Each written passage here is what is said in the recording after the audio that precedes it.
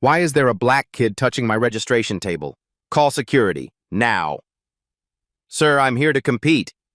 Compete? The professor's Rolex glinted as he grabbed the boy's collar. Listen carefully, ghetto rat. Your kind doesn't compete. Your kind cleans the floors after we leave. I scored highest in qualifiers, sir. You? He snatched the boy's tattered notebook, ripped out a page. What filth is this? Caldwell Morrison? His voice thundered. Everyone! This poor little black boy from the slums says he'll solve what genius professors debated for 32 years. Laughter erupted. Hundreds of wealthy white faces, all mocking one small black child. A black schoolboy said he'd solved the problem professors debated for decades. Everyone thought it was a joke. Everyone was wrong.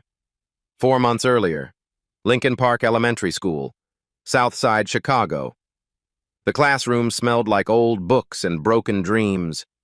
Cracked windows letting in cold air. Peeling paint revealing older, uglier paint beneath. Desks carved with generations of bored frustration. 28 students learning multiplication tables. One student doing something else entirely. Preston Davis sat in the front row. Not by choice. His eyesight wasn't great, and his grandmother couldn't afford glasses. He was the smallest kid in 5th grade, 10 years old. Wearing clothes 2 sizes too big, hand-me-downs from his cousin TJ. While other kids struggled with 7 times 8, Preston was filling a worn notebook with equations that didn't belong in any elementary school. His pencil moved fast, numbers and symbols flowing like water. Preston Davis, what are you doing? He looked up at his teacher. Mrs. Patterson. Tired eyes, good heart. No idea what to do with him. Math, ma'am. She leaned over his shoulder, her face twisted with confusion. This isn't 5th grade math, Preston. No, ma'am. This is about lower bounds in network optimization. I'm trying to understand why Dr. Caldwell and Dr. Morrison keep arguing about it. Mrs. Patterson blinked. She had a master's degree in education. She had no idea what this child was talking about. Preston, where did you even learn about this? The library, ma'am. They have lots of books. She stared at him for a long moment, then sighed, walked away. What else could she do? Let me tell you about the Caldwell-Morrison debate. In 1993, a young professor named Richard Caldwell published a theory that shook the mathematics world. He claimed he'd discovered an absolute limit in network optimization, a boundary that couldn't be crossed, a floor that couldn't be broken. The paper was brilliant, revolutionary, and completely unproven. Dr. Eleanor Morrison at Stanford disagreed, loudly, publicly. She believed no such limit existed. The mathematics, she argued, allowed for infinite optimization. What started as academic disagreement became intellectual war. 32 years of conferences, thousands of pages of papers, hundreds of mathematicians taking sides. The field split down the middle like a cracked mirror. Caldwell versus Morrison. Neither could prove they were right. Neither would admit they might be wrong.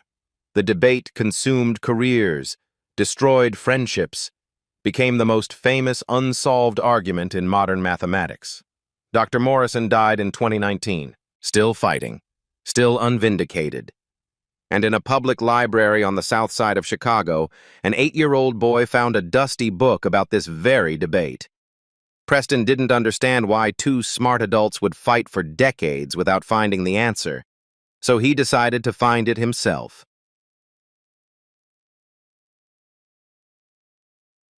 Preston's apartment. Evening.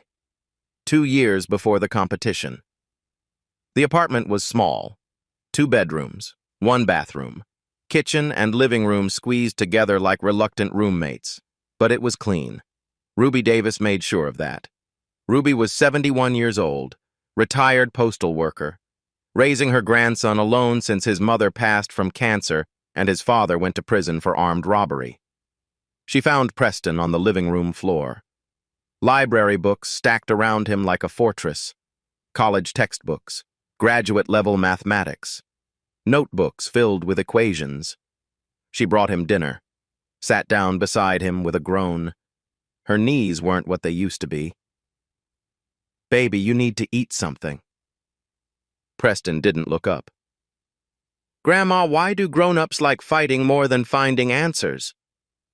Ruby smiled, stroked his head. "I don't know, sweetheart. Maybe winning matters more to them than truth." "But that's stupid. Truth doesn't care who wins." "You're right, baby. But not everyone thinks like you do." She didn't understand a single equation in those notebooks. Never would. But she understood her grandson. And she knew, deep in her bones, that he was special. Now let me tell you about Dr. Richard Caldwell, 64 years old, full professor at Northwestern University. Multiple awards, buildings named after him, 40 years in mathematics. He'd spent 32 of those years defending a theory he couldn't prove. The Caldwell conjecture, his legacy, his obsession, his identity. Every few years, someone would try to solve it. Every time, they'd fail. And every time Caldwell would smile that superior smile, because as long as no one solved it, no one proved him wrong. But there was something else about Richard Caldwell, something darker. In 40 years of teaching, he'd never had a black graduate student, never cited a black mathematician, never acknowledged that brilliance could come from those schools or those neighborhoods. His prejudice wasn't loud. It was quiet, casual, woven into every assumption, the most dangerous kind. He didn't actively hate black people. He simply didn't believe they could matter. Regional qualifiers. Illinois young mathematicians. Open. 3 weeks before the finals. Preston walked into the testing room. Superhero backpack. Too big shirt. 10 years old. Every other competitor was a teenager. 14, 16, 18. They stared at him. Is that kid lost? Someone's little brother, probably. Does he even know where he is? Preston found his seat. The desk was too tall. He had to sit on 2 thick books just to see the test paper. 2 hours later, the results came in. Preston Davis. Perfect score. Highest in the region. Highest in the history of the competition. A 10-year-old black boy from the South Side had just qualified for the state championship. Local news ran a small story. They called it heartwarming. They mispronounced his school's name. They had no idea what was coming. But someone was paying attention. Dr. Richard Caldwell reviewed the qualifier results. His pen stopped on one name. Lincoln Park Elementary. An elementary school student had qualified. A black student. From the ghetto. Caldwell picked up his phone. Who approved this entry? Sir, he met all requirements. Highest score. I don't care about scores. This is a serious competition. But the rules were clear. Preston Davis had qualified. And in 3 days, he would walk into Richard Caldwell's territory. What happens when a child from the ghetto meets the most powerful mathematician in Illinois? Registration Day. Northwestern University. Kresge Centennial Hall. The building screamed money. Marble floors polished to mirrors. Crystal chandeliers throwing rainbow light. Portraits of old white men staring down from every wall. Donors, founders, masters of the universe. Preston arrived with his grandmother Ruby and his cousin TJ. TJ was 16, big for his age, protective of his little cousin. He'd been skeptical of this whole competition thing until he watched Preston solve problems that made high schoolers cry. Now he was a true believer. "Stay close to me," Ruby whispered. She held Preston's hand tight. The lobby was packed with competitors, prep school blazers, designer clothes, parents talking about summer homes, coaches with tablets and strategy folders, and one small black boy in a shirt that used to belong to his cousin. Everyone stared. Is that child in the right building? Someone should call his parents. This must be a mistake. TJ's fists clenched. Ruby squeezed his arm hard. Not here, she whispered. Let Preston handle this. Preston approached the registration table alone. Dr. Richard Caldwell was personally overseeing registration, unusual for a professor of his stature, but he'd heard about the ghetto kid and wanted to see for himself. He looked down, way down, at the small boy standing before him. Are you lost, son? No, sir. I'm here to register. Preston Davis. Caldwell's eyes narrowed. You're the one from Lincoln Park? Yes, sir. How old are you? 10, sir. Caldwell leaned back. A smile played on his lips, the kind of smile a cat gives a mouse. Son, this competition is for serious mathematics students. Perhaps you'd be more comfortable at a spelling bee, something more appropriate for your background? I qualified with the highest score, sir. I'd like to register, please. Something flickered in Caldwell's eyes. Irritation, then curiosity. He processed the registration, but as he handed back the forms, Preston's notebook fell from his backpack. Caldwell picked it up, opened it. His face changed. What is this? My notebook, sir. I can see that. Caldwell flipped through pages. His expression darkened. Why are you writing about Caldwell Morrison? I'm working on it, sir. Working on it? Preston nodded, completely sincere. Yes, sir. I'm solving it. Dead silence. Then Caldwell laughed. Loud, harsh, cruel. Did everyone hear that? He held up the notebook. This little black boy from the slums thinks he's going to solve the problem that genius professors have debated for 32 years. Laughter rippled through the hall, then spread, then exploded. Hundreds of people laughing at one small child. Victoria Ashford, 17, covered her mouth and giggled. Derek Mills, 18, Caldwell's star student, shook his head with theatrical pity. Caldwell patted Preston's head, like a dog who'd done a trick. That's adorable, son. Truly adorable. But maybe focus on learning your times tables first. More laughter. Ruby and TJ watched from across the hall. TJ started forward. Ruby grabbed his arm tight enough to bruise. No, she whispered. Tears streaming down her face. Preston stood frozen, surrounded by laughing adults, his notebook in a stranger's hand. But he didn't cry. Another professor called out, Hey, kid! If you're so smart, who's right? Caldwell or Morrison? Everyone waited, ready to laugh again. Preston looked directly at Dr. Caldwell. His voice was small but clear. Dr. Caldwell is right, sir. The lower bound exists. Caldwell blinked. The boy was supporting his theory? And I can prove it. One heartbeat of silence, then the loudest laughter yet. Preston picked up his notebook, walked back to his grandmother. TJ grabbed his shoulders. You okay, little man? Preston looked up. His eyes weren't sad. They were burning. I'm going to show them, TJ. Every single one. Ruby knelt down, cupped his face in her worn hands. I know, baby. Grandma knows. What would you do if the whole world laughed at your dream? Preston Davis was about to answer that question. Competition day, round 1. 150 competitors, ages 12 to 18. The best young mathematicians in Illinois. And one 10-year-old. Preston sat at a special desk near the front. The organizers had brought cushions so he could see over the table. Some competitors snickered. Others took photos with their phones. This is ridiculous, someone muttered. It's like bring your kid to work day. Who let him in? Charity case, obviously. The round began. Multiple choice. Speed test, standard competition fare. Preston picked up his pencil, started working. He finished first. Not first among the younger students. First overall. He put his pencil down while teenagers were still on question 20. The proctor stared at him, checked the clock, checked again. "You're done?" "Yes, ma'am." She collected his paper with visible doubt. Results came 30 minutes later. Preston Davis. Perfect score.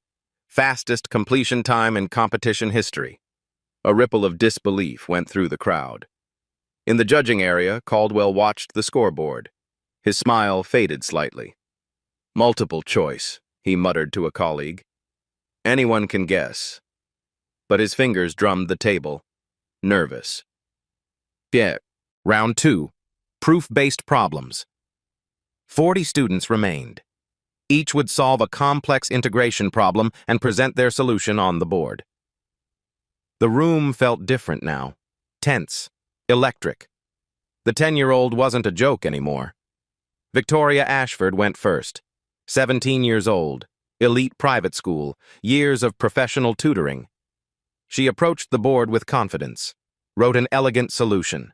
Every step clean. Every line precise. Applause. Caldwell nodded his approval. "Textbook execution, Miss Ashford. Well done." Victoria smiled, returned to her seat. Then came Preston's turn. He walked to the front of the room. So small. The board loomed over him like a cliff face. A volunteer brought a chair. Preston climbed up, stood on it, a tiny figure with a piece of chalk. Nervous giggles from the audience. The visual was absurd. A child standing on furniture to reach a chalkboard. But Preston didn't notice. He didn't care. He started writing. His approach was different, unfamiliar. Nothing like Victoria's textbook solution. Caldwell straightened in his chair. His eyes narrowed. "Stop." Preston paused, turned around, still standing on the chair, still shorter than Caldwell even with the extra height. "You're doing it wrong, son. That's not the standard method." Preston's voice was calm, steady, a child's voice with an adult's certainty. "I'm not doing it wrong, sir. I'm doing it different." Chuckles from the crowd. A child arguing with a professor? Caldwell smiled thinly. "There's a correct way to solve this problem. You're not following it. Your way works, sir, but it's not complete." Silence crashed down like a hammer. "Excuse me? If you follow the substitution through step 3, you'll see the standard method misses a constraint." Preston pointed at the board. "My method finds it." Caldwell's face reddened. "That's absurd. The standard method is sufficient." "Sufficient isn't the same as complete, sir." Preston turned back to the board, continued writing. The room held its breath. When he finished, still standing on that chair, chalk dust on his small fingers, Dr. Patricia Whitmore leaned forward to examine his work. Whitmore was 52, professor at University of Chicago. She'd been Caldwell's student once. She knew his brilliance and his blind spots. She studied Preston's solution for a long, careful moment. He's right. The words dropped like bombs. Not just right. This approach reveals a constraint the standard method overlooks entirely. Murmuring swept through the crowd like wind through grass. Preston added one more thing, his voice calm, matter of fact, like he was explaining that the sky was blue. Actually, this is the same type of hidden constraint that's been missing from the Caldwell-Morrison debate. Both sides missed it. That's why they've been arguing for 32 years. Total silence. A 10-year-old had just connected a competition problem to the most famous unsolved debate in modern mathematics. Caldwell shot to his feet. His face was pale now. That's not relevant to this competition." Whitmore looked at him steadily. "Richard, the child just identified something I've never seen in the standard methodology, in 30 years of teaching." Caldwell's jaw tightened. He stared at Preston. This tiny boy standing on a chair, who had just exposed a flaw that hundreds of mathematicians had missed. For the first time, Something other than contempt flickered in Caldwell's eyes. Fear. "Unconventional approach," he said coldly. "We'll see if unconventional survives round 3. Preston climbed down from the chair, walked back to his seat. His grandmother was crying in the audience. TJ was grinning ear to ear. But the boy's face showed nothing. He was just getting started. Che. The video went viral that night. Someone had recorded Preston, the tiny figure on the chair, the challenge to Caldwell, the vindication from Whitmore. Title: 10-year-old destroys Professor live. You have to see this. Comments exploded. He's so small, OMG. Standing on a chair and still smarter than everyone in the room. Caldwell's face when the kid corrected him. I'm screaming. Who is this child? Protect him at all costs. The way he said, sufficient, isn't the same as complete, so calmly. The mathematics community started buzzing. A famous professor tweeted, "Is anyone watching Illinois Young Mathematicians? A 10-year-old just said something about Caldwell Morrison that made me rethink 30 years of assumptions. I need independent verification immediately." The story was spreading like wildfire, and Dr. Richard Caldwell was starting to panic.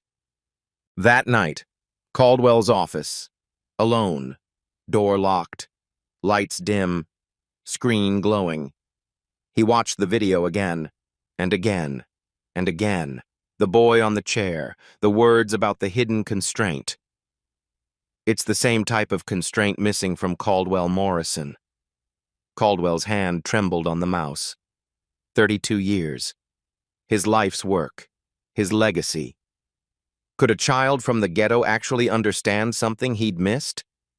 No. Impossible. Absolutely impossible. But the fear wouldn't go away. He picked up his phone. I need to see the finals problems. All of them. Tonight. He was already forming a plan. If this boy wanted to prove something, Caldwell would give him the chance, and watch him burn. The question was, who was really walking into whose trap? Round 3. Semifinals. 12 competitors remained. 11 teenagers. 1 10-year-old. The visual was striking. Tall, confident high schoolers in matching blazers and pressed shirts. And Preston Davis, still carrying his superhero backpack, still wearing clothes 2 sizes too big. A child among almost adults. The rules changed for this round. Judges could ask follow-up questions. Scoring became subjective. That's rigged, TJ whispered to Ruby in the audience. They can just decide they don't like his answer. Ruby's jaw was tight. Then he'll give answers they can't argue with. Preston faced Derek Mills in direct competition. Derek was everything Preston wasn't. 18 years old, 6 feet 2 inches tall, son of a surgeon and a corporate lawyer, 2 years as Caldwell's personal mentee, last year's state champion. He looked down at Preston, literally down, by nearly 2 feet, and smiled. The smile of a predator. Hey, little guy. Derek squatted to Preston's level, mocking. What games do you play? Fortnite? Minecraft? Roblox? Preston looked up at him. Why do you ask? Just curious. Derek's smile widened. Because after this round, you'll have lots of free time for gaming. I don't play games much. I like reading math books better. Derek laughed, stood up, walked away. The problem was difficult. Graduate-level difficulty. Both solved it correctly. But Derek's presentation was polished, rehearsed, professional. He made eye contact with judges, used pauses effectively, even cracked a joke that made Caldwell laugh. Preston's presentation was sparse, efficient. No performance, no charm, just mathematics, raw and unadorned. Caldwell scored Derek higher. Superior communication skills and presentation clarity. Preston advanced to the finals, but barely. Derek passed him afterward, leaned down close. Hey, Caldwell Morrison kid, you still think you can solve it? Yes. That's cute, really cute. Derek patted his head, the same way Caldwell had. Good luck, little buddy. You're going to need it. Preston said nothing, but his eyes tracked Derek all the way across the room. The live stream numbers exploded.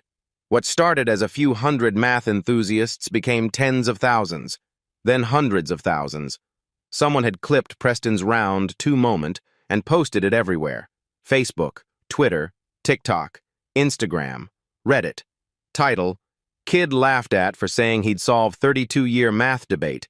Then this happened. Views, 800,000 and climbing fast. Comments scrolled endlessly. I literally cannot stop watching this child. The way he said sufficient isn't the same as complete. I felt that. Caldwell looked like someone slapped him with a fish. Who raised this kid? I need parenting tips. Bro, he's 10. T-E-N. 10 years old. I'm deceased. Plot twist. He actually solves it, and we all lose our minds. The mathematics community was buzzing intensely. Caldwell supporters, if the kid proves Caldwell right, that's a massive win for our side. Morrison supporters, no way. A 10-year-old can't solve what we couldn't in 3 decades. Neutral observers, everyone shut up and watch. This is the most interesting thing to happen in mathematics in years. The pressure multiplied exponentially. This wasn't just a high school competition anymore, it was a global event. And Preston Davis was at the center of it all. Caldwell's office, late night, hours after the semifinals. He sat in darkness, screen glowing white-blue on his face. The video played again, Preston on the chair, the hidden constraint. His own words echoed, "That's absurd. The standard method is sufficient." And the boy's response, "Sufficient isn't the same as complete." Caldwell closed his eyes. His head pounded. 32 years, hundreds of papers, thousands of lectures, his name on buildings, his theory in textbooks, and he'd never been able to prove it himself. Now a 10-year-old from the ghetto was claiming he could. Impossible. It had to be impossible. But what if it wasn't? His phone buzzed. A colleague. Richard, have you seen the numbers? The live stream has 300,000 pre-registrations for the finals. News outlets are calling. I've seen. This is incredible publicity. The kid is famous. You should embrace this. I know what I should do. He hung up, stared at the screen. If no one could solve it, Caldwell remained the authority, the expert, the genius who posed the question too brilliant for mere mortals. But if someone did solve it, everything changed. Unless that person failed publicly, spectacularly, humiliatingly, in front of the entire world. Then the story became, child prodigy exposed as fraud, Caldwell right all along. He pulled up the finals problem set. The official problems were standard, difficult but solvable, appropriate for high school finalists. His finger hovered over the edit button. What if he changed it? What if the finals problem was Caldwell Morrison itself? No student could actually solve it. Not really. The scoring would be based on approach and methodology, subjective criteria that Caldwell controlled absolutely. The boy would fail. The world would watch. The laughter would be permanent. And Richard Caldwell would remain the undisputed master of his domain. He clicked edit, started typing, changed the problem. The trap was set. But Caldwell had no idea what was waiting in that worn notebook. He had no idea at all. The night before the finals. Preston's apartment. Ruby found her grandson on the living room floor. The same spot he always chose. Books everywhere. Notebooks open. Pencil moving in the dim light. She brought him warm milk and cookies. Her grandmother's recipe. Sat down beside him with a groan that came from 71 years of living. Baby, it's 9 o'clock. Big day tomorrow. I know, Grandma. Just checking one more time. Ruby looked at the pages scattered around him. Equations that looked like alien languages to her eyes. Symbols she couldn't begin to understand. But she understood the boy holding the pencil. "Preston, can I ask you something?" "Yes, Grandma?" "Why do you want to prove that man right?" She couldn't hide the edge in her voice. "Dr. Caldwell. He was so cruel to you. He humiliated you in front of everyone." Preston stopped writing, looked up at her. His small face was serious, old somehow. "Because he is right, Grandma. Him being mean to me doesn't make him wrong about math." "But doesn't it make you angry? What he did?" Preston thought about it, really thought, the way he always did. "I am angry, but—" He searched for the right words. "Grandma, if I don't prove it because I'm mad at him, then I'm just like them, letting feelings decide instead of truth." Ruby's eyes filled with tears. This child. This impossible child. "You talk like an old man, baby. Like you've lived 100 years. Preston smiled. And suddenly, he was just a 10-year-old again. "But can I still have chocolate ice cream tomorrow, if I win?" Ruby laughed through her tears, pulled him into a hug. "You can have all the ice cream in the world, baby." Montage, 10 hours to finals. Preston worked. Alone. Just him and the notebook. Cut to Derek Mills in Caldwell's private office. Professional coaching. Strategy sessions. Mock problems and rehearsed presentations. Cut to Victoria Ashford with her team of tutors. 3 adults preparing one 17-year-old. Flashcards. Practice boards. Confidence exercises. Cut back to Preston. Small figure on a worn carpet. No tutors, no coaches, no strategy team. Just a notebook and a dream. Mini victory. Preston found a way to simplify step 4 of his proof. Cleaner, faster, more elegant. He smiled and kept writing. Mini setback. His pen ran out of ink. He searched his backpack. Nothing. He had to use his grandmother's old pencil, the one she used for crossword puzzles. The eraser was worn to nothing. Mini victory. Tea. Jay showed up at the door with bags of food. "Grandma sent me. She says you need to eat." Preston ate while working. A sandwich in one hand, pencil in the other. Crumbs fell on his notebook. He brushed them away without looking up. Mini setback. Exhaustion hit like a wall. His head drooped. His pencil slipped. The numbers blurred. He jerked awake, forced himself to focus. But his 10-year-old body couldn't fight biology. He fell asleep on the floor, surrounded by mathematics, cheek pressed against a page about bounded functions. Ruby came out at midnight, found him there, small, vulnerable, still clutching his pencil. She didn't wake him, just got a blanket, covered him gently, kissed his forehead. "Sleep well, baby. Tomorrow you show them who you really are." The internet wasn't sleeping. Hashtag #MathKid was trending nationally, then internationally. "I haven't been this invested in anything since the World Cup. That child is carrying the hopes of every underdog who ever lived. If Caldwell rigged this to humiliate a 10-year-old, I will personally riot. Preston, if you're reading this, we believe in you. I'm a grown man crying over a math competition. What is my life?"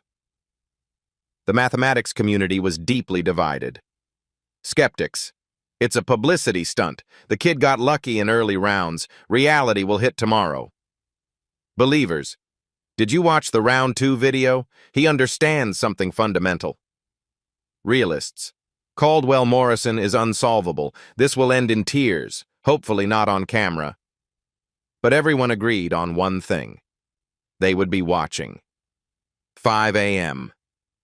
Preston woke up, still on the floor, still surrounded by papers, back aching from the hard carpet. For a moment he didn't know where he was. Then he remembered. Finals day. He sat up slowly, looked at his work. 2 years of research. 17 notebooks filled. Every idea, every approach, every dead end and breakthrough, all leading to today. His stomach hurt. Not from hunger, from fear. What if he was wrong? What if he'd missed something? What if they laughed at him again and this time he deserved it? A knock at the door made him jump. Ruby was still asleep. Preston padded over, stood on tiptoes to look through the peephole. Dr. Patricia Whitmore stood in the hallway. He opened the door. Dr. Whitmore? Good morning, Preston. May I come in? They sat in the small kitchen, Preston on a chair that was too big for him, feet dangling. Whitmore across the table with a cup of coffee Ruby had made before going back to bed. I apologize for coming so early, but I needed to speak with you before the competition. About what, ma'am? Whitmore studied him. This small child. This improbable genius. Preston, do you truly believe you can prove the solution? He nodded without hesitation. Yes, ma'am. You understand that if you're right, it will change everything? 32 years of debate? Careers built on this question. All ended by a 10-year-old boy. I understand, ma'am, but... He paused, found his words. I'm not doing it because it's big. I'm doing it because it's true. Truth matters more than how big or small something is, doesn't it? Whitmore stared at him. In 30 years of academia, she'd heard brilliant people say stupid things. She'd heard mediocre people say nothing memorable. She'd never heard a child speak like this. The finals problem was changed last night, she said finally. Dr. Caldwell changed it. To Caldwell Morrison. Preston nodded slowly. I thought he might. You knew? I figured he would, after round 2, after what I said about the hidden constraint. Whitmore leaned back. You planned for this? You wanted him to do this? I hoped for it, ma'am. Preston touched his notebook. He could have given any problem, something I'd never seen. But this one, he almost smiled. This one I've been working on for 2 years. Preston, I need you to understand something important. I was outvoted on this change. Dr. Caldwell wants you to fail, publicly, humiliatingly. He changed the problem specifically to destroy you. I know, ma'am. And you're not afraid. Preston was quiet for a long moment. I'm scared, ma'am. Really, really scared. His voice was small, a child's voice. But my grandma says being brave isn't about not being scared. It's about being scared and doing it anyway. Whitmore stood up, walked to the door, turned back. For what it's worth, Preston Davis, I hope you prove him wrong. About everything except the mathematics. Then she was gone. Preston sat alone in the kitchen. Dawn light streaming through the window. Ruby appeared in the doorway. Who was that, baby? A professor, Grandma. She came to warn me. Warn you about what? That today is going to be the hardest day of my life. Preston looked at his grandmother. But she also came to tell me she believes in me. I think. Ruby knelt down, took his hands in hers. Listen to me, baby. Today you're going to walk into a room full of people who don't want you there. People who think you're nothing. People who will do everything they can to make you fail. I know, Grandma. But you know what they don't know? What?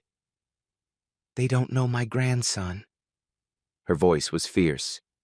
They don't know what you've survived. They don't know that you've been preparing for this moment your whole life. She squeezed his hands. They see a little black boy from the ghetto. They don't see the giant inside. Preston hugged her, tight. I won't let you down, Grandma. Baby, you couldn't let me down if you tried. Now go get dressed. We have a competition to win. 2 hours later, they walked out the door.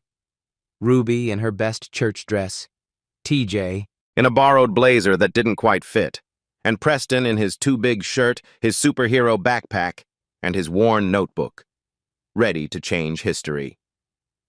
Finals morning, Northwestern University, Kresge Centennial Hall. The room was transformed, television cameras everywhere, professional lighting, a stage that hadn't existed 2 days ago. 8 finalists sat in a row of chairs, 7 teenagers in matching competition blazers, 1 10-year-old in hand-me-down clothes. The live stream counter showed 300,000 viewers, still climbing. Ruby and TJ found seats in the packed audience. Ruby clutched her purse like a lifeline. TJ couldn't stop bouncing his knee. The screen behind the stage flickered to life. The finals problem appeared. Caldwell-Morrison boundary problem. The room gasped. Actually, gasped. Like a single organism that had been punched. 32 years, 200 mathematicians, countless failed attempts. Now a test question for high school students. The audience erupted in whispers that weren't really whispers. That's not possible. That's not a competition problem. That's literally unsolvable. What is Caldwell doing? TJ grabbed Ruby's arm hard. They can't do that. That's the problem nobody can solve. Ruby's jaw was set like stone. Preston can. On stage, finalists looked at each other in visible shock. Victoria Ashford's face went milk-white. Derek Mills started writing, then stopped, then stared at the ceiling. Dr. Caldwell stood at the podium, smiling like a satisfied cat. This year, we've decided to challenge our finalists with one of mathematics' most enduring questions. His voice was smooth, reasonable. No one expects a full solution, of course. We'll be scoring based on approach and methodology. His eyes found Preston in the row of chairs. Of course, one of our competitors has publicly claimed he already knows the answer. His smile widened. So this is his opportunity to prove it. Scattered laughter from certain sections of the audience. Preston didn't react to the laughter. He was staring at the problem on the screen. His problem. The one he'd found in a library book when he was 8 years old. The one that filled 17 notebooks at home. The one in the worn notebook on his lap right now.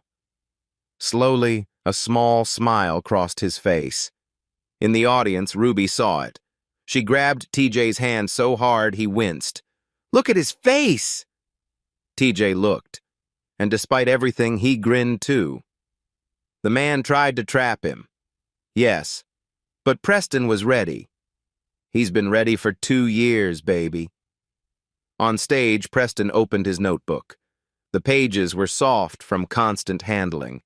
Equations covered every inch. He'd hoped for this, planned for it, dreamed of it. Caldwell thought he was setting a trap, an impossible problem to humiliate a child in front of the world. But he'd just given Preston Davis exactly what he needed. A stage, an audience, and the problem he'd already solved. The timer started. 2 hours, 8 students, 1 impossible question. But for Preston Davis, the question wasn't impossible. It was finally time. 1 hour into the finals. Camera crews circled the stage like sharks smelling blood. Every scratch of pencil was captured, every sigh, every frustrated headshake. Derek Mills had filled 5 pages with calculations. All dead ends. His confident smile had vanished completely. Victoria Ashford tried 3 different approaches. None worked. She stared at her paper like it had personally betrayed her. Other finalists gave up one by one. One girl put her head down on the desk. A boy started doodling in the margins. Another just sat there, staring at nothing. And Preston? Preston was writing, crossing out, writing again.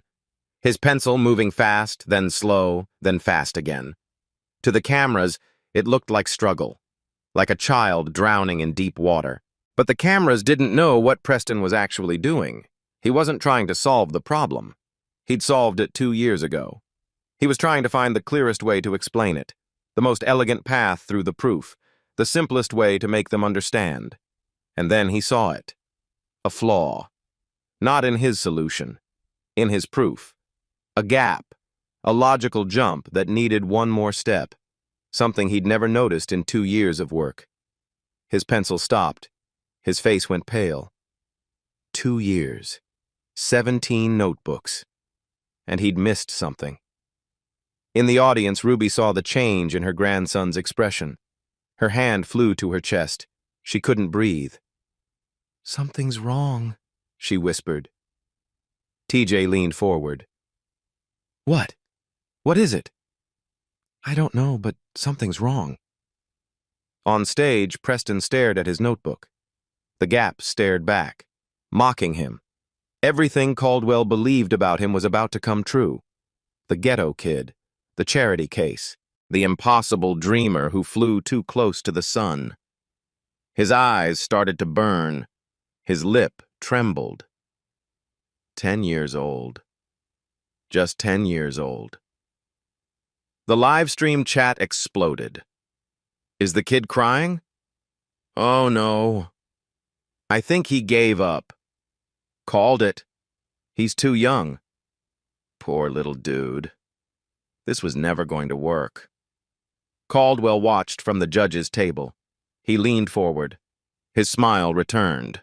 This was the moment. The exact moment he'd orchestrated. The moment the fairy tale ended.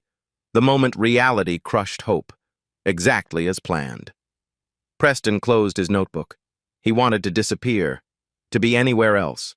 To go home and hug his grandmother and forget he'd ever tried. They'd all been right. He was just a child. Just a poor black kid from the ghetto who didn't know his place. Who was he to challenge professors? Who was he to think he could matter? The seconds ticked by, the longest of his life. And then, a voice. His grandmother's voice. From somewhere deep in his memory. "They don't know my grandson. They don't know the giant inside." Another voice, his own, from the kitchen table this morning. "Truth matters more than how big or small something is." And another. An 8-year-old in a library, asking a question no one else thought to ask. Why do they keep fighting instead of finding the truth? Preston opened his eyes, opened his notebook, looked at the gap, and suddenly, like sunlight breaking through clouds, he saw it. The gap wasn't a flaw, it was a feature. The missing step was the hidden constraint. The same one he'd mentioned in round 2. The variable that both Caldwell and Morrison had overlooked for 32 years. When he added it, the proof didn't just work. It became beautiful, elegant, simple. His pencil started moving. Fast now, certain, unstoppable. In the audience, Ruby saw the change, the fear melting into focus, the doubt becoming determination. "There," she whispered, tears streaming. "There he is." TJ watched his little cousin writing like his life depended on it. "What happened?" He figured it out. "How do you know?" Ruby smiled through her tears.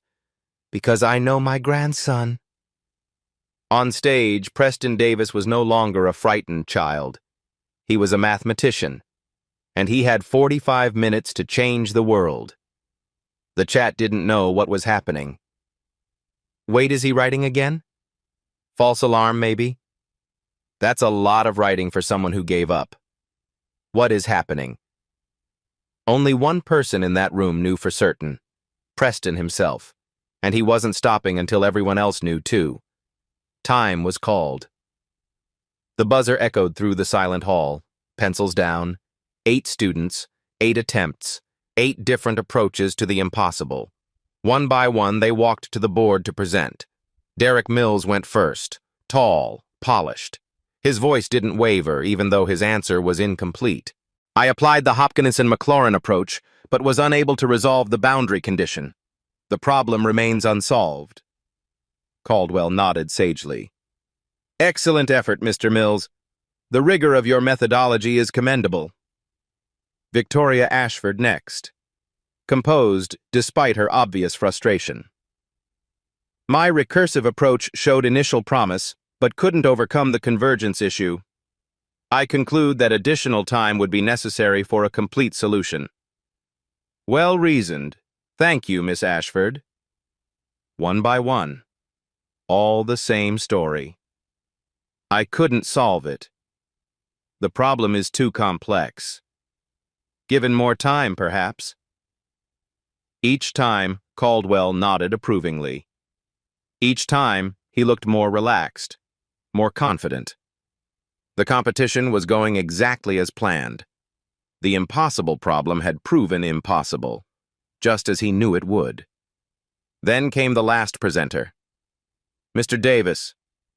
Preston stood, walked to the front of the room, so small against the massive board behind him.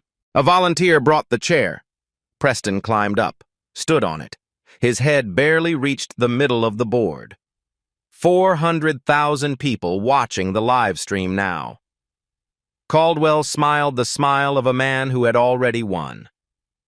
Mr. Davis, if you'd like to simply describe your approach, that's perfectly acceptable. No one expects you to actually solve. I'd like to present my solution, sir. The smile flickered, died.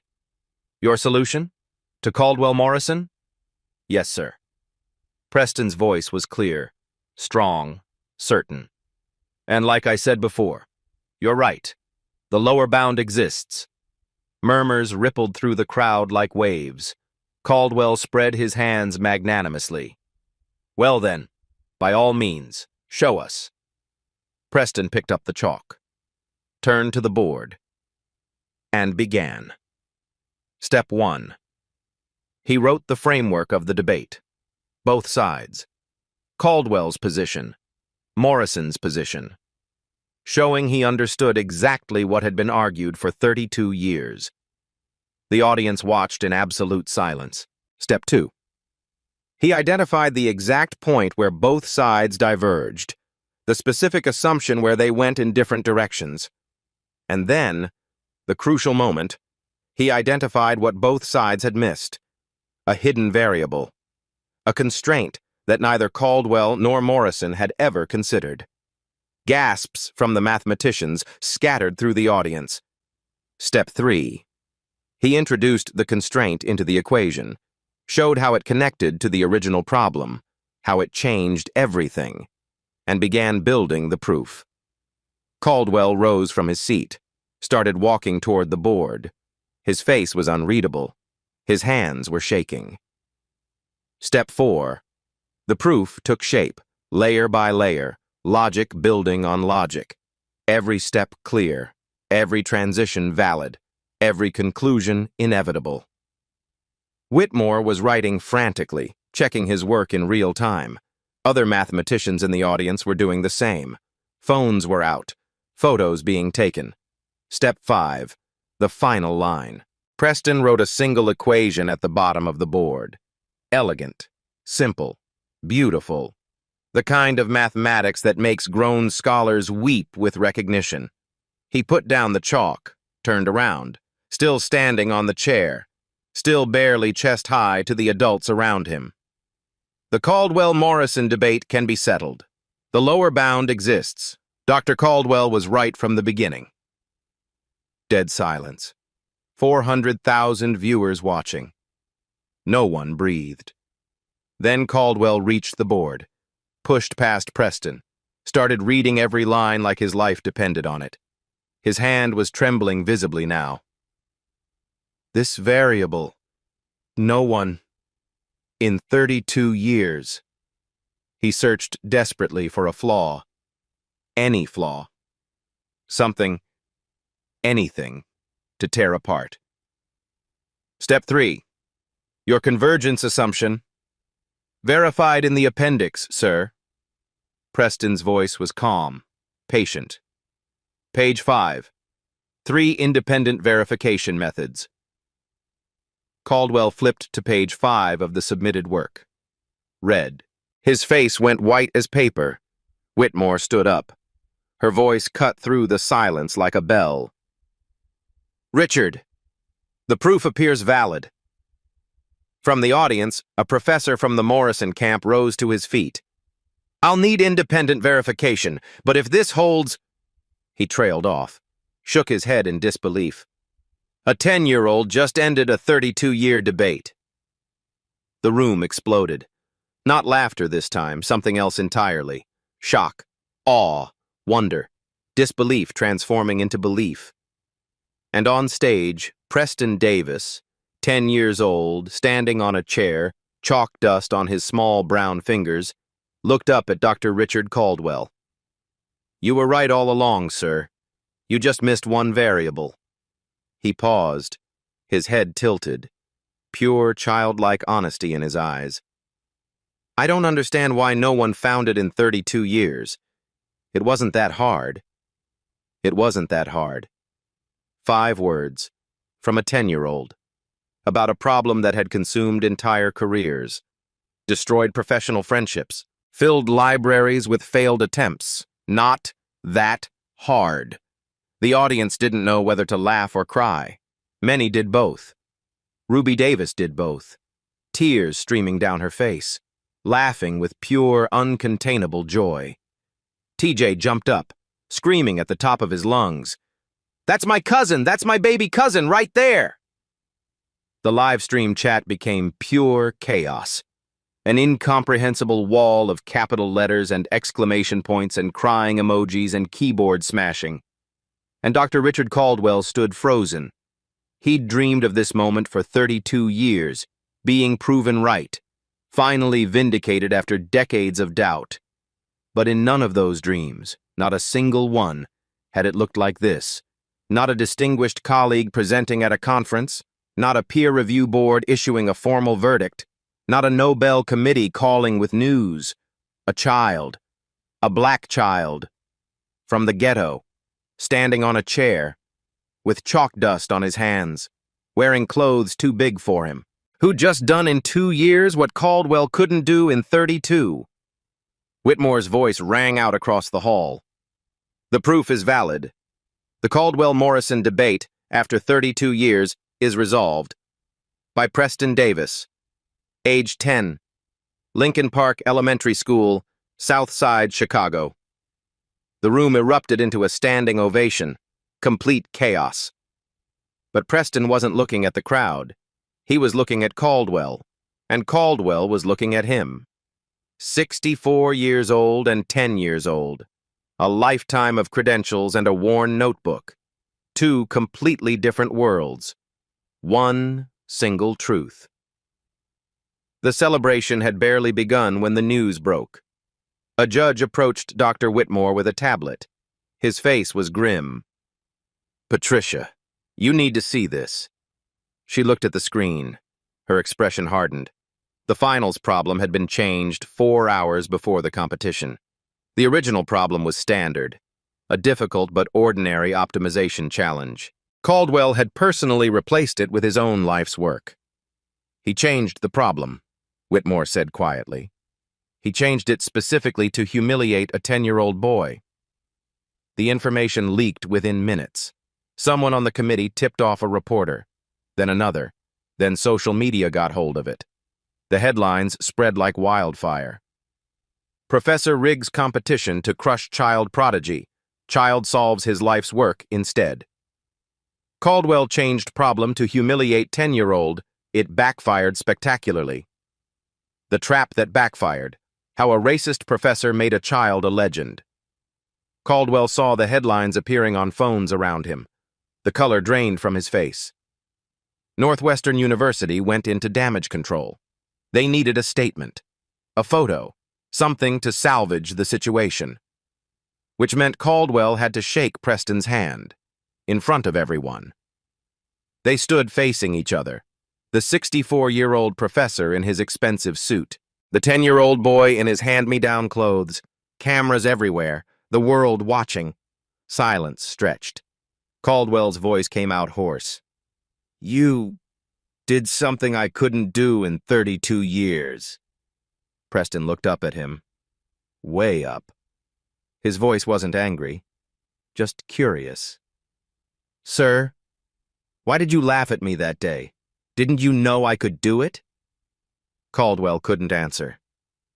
You were right about the math, sir, but you were wrong about me. A pause.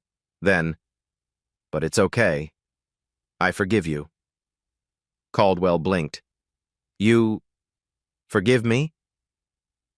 Yes, sir. My grandma says you shouldn't stay angry at people who don't know what they're doing wrong. Preston's voice was matter-of-fact. A child explaining something simple. You didn't know I could do it. Now you know. Something broke in Caldwell's face. For just a moment, one single moment, his eyes glistened. He extended his hand. Preston shook it. A large white hand. A small black hand. 64 years of pride meeting 10 years of grace. The cameras captured everything, and the world witnessed something rarer than mathematical genius. They witnessed forgiveness. The award ceremony. Preston Davis stood on stage, a trophy nearly half his size in his arms. The announcer's voice filled the hall. The solution to the Caldwell-Morrison boundary problem, effective immediately, will be formally known as the Davis proof. Not Caldwell Davis. Not the Caldwell proof. The Davis proof. Caldwell sat in the front row. His face showed nothing, but everyone knew. His name would forever be linked to the boy he'd tried to humiliate. History would remember them together, and history would not be kind. After the ceremony, Preston ran to his grandmother. "Grandma, I did it!" Ruby caught him, hugged him tight, sobbed into his shoulder. "I know, baby. I watched the whole thing. The whole building watched. The whole neighborhood watched." "Grandma, can I have chocolate ice cream now?" Ruby laughed through her tears. "Baby, you can have all the chocolate ice cream on earth." Evening. Chicago skyline, sunset painting everything gold. Preston walked out of the building with Ruby and TJ, the superhero backpack on his shoulders, the worn notebook in his hands, the trophy somewhere behind them, too heavy for a 10-year-old to carry. TJ threw his arm around Preston. Bro, you just ended a 32-year argument on live TV after the whole world laughed at you. Do you understand what you did?" "I just did math, TJ." "Just did math? 10 years old." Preston laughed, a child's laugh, pure and free. Ruby took his hand. "What are you going to do now, baby?" Preston thought about it. "I don't know, Grandma, but the library has lots of other math books. Maybe there's another problem that grown-ups are fighting about instead of solving." They walked into the sunset, the small boy between two people who loved him.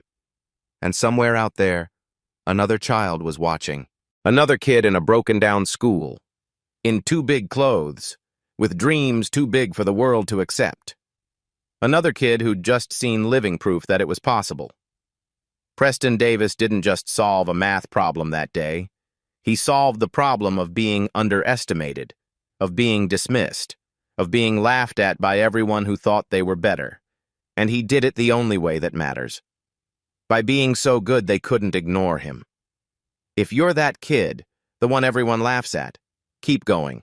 The world will catch up. And if you know that kid, share this story. Because sometimes the biggest answers come from the smallest people.